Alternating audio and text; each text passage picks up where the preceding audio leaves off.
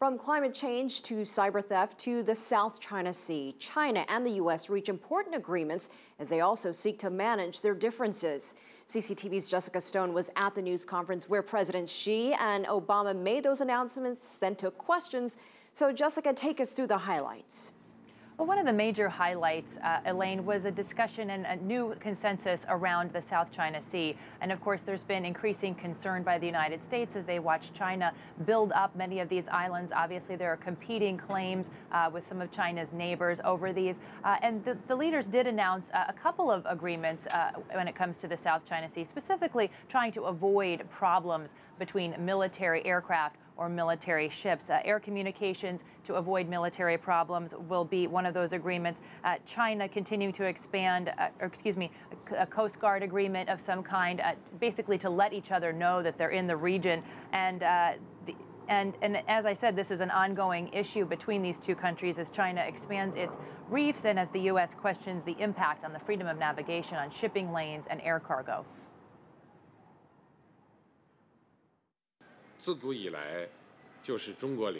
Islands in the South China Sea since ancient times are Chinese territory.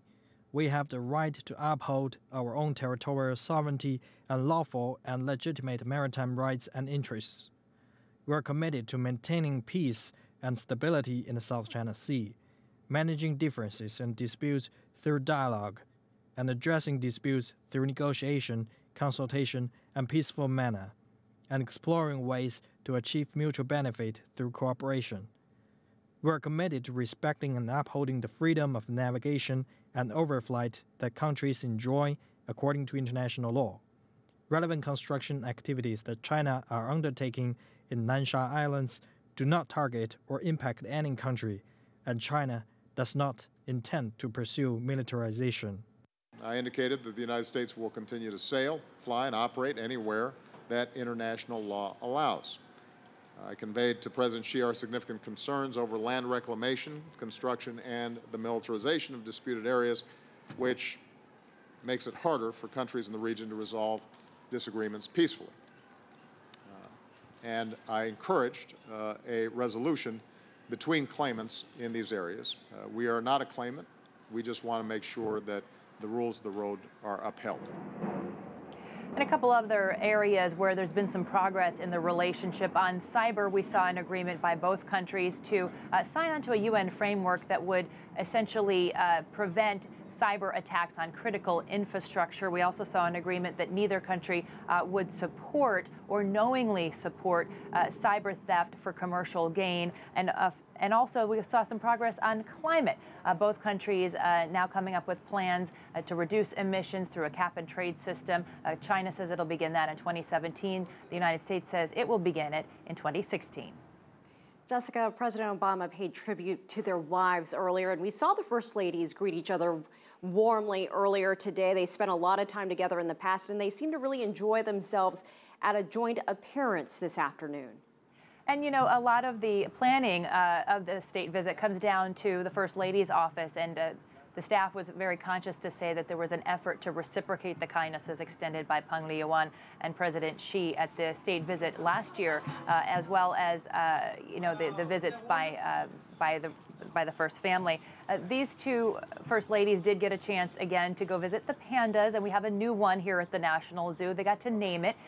It's going to be called Bebe, which means precious treasure. And, you know, the President of the United States joked about both of these leaders having very dynamic spouses. And I want to take a look now to teach you a little bit more about both of these First Ladies.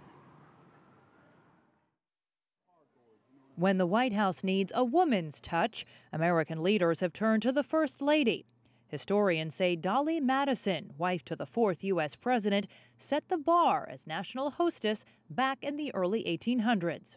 She could make you feel comfortable and like you were the only person in the room. And I think that was a charismatic quality that she had that just drew people to her as a result. Fast forward to 1972, and American First Lady Pat Nixon would use her role as presidential spouse to help usher in a new era of U.S.-China relations. She wore this eye-catching red coat in the color of the Chinese flag as she sampled Chinese dim sum and fell in love with giant pandas. She really showed the human side of America, and we Americans got to see the human side of the Chinese people through that visit.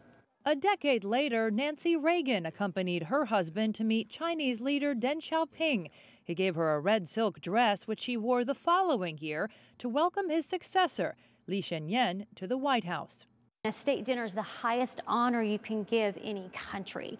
And so for Nancy Reagan to wear a traditional Chinese dress for the state dinner of the president of China was a high honor, and it really showed a lot of respect for the relationship between the United States and China.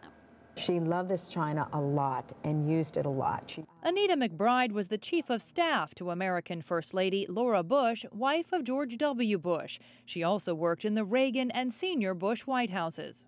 Our home, the president's home, is the people's house, and it's where the American people greet the world leader. And every First Lady that I've had the honor of getting to know and work with takes that very, very seriously. In 2006, the Bushes hosted an official lunch for Chinese President Hu Jintao and his wife, Liu Yongqing. Laura Bush wanted to show her respect through a special treat.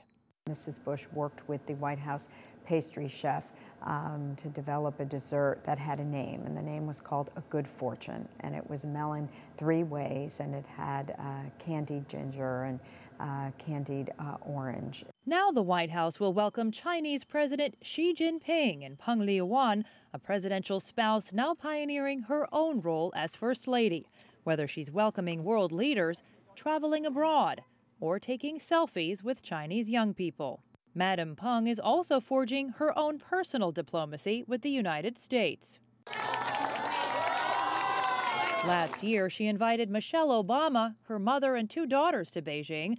They left with a Chinese proverb inscribed by Peng Liyuan. You're best at it when you're very authentic.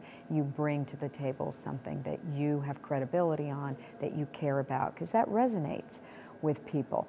This state dinner will be the first opportunity for the American First Lady to host Madam Peng in return. And of course, one of the things we will all be watching for is what are the First Ladies going to be wearing at the state dinner this evening?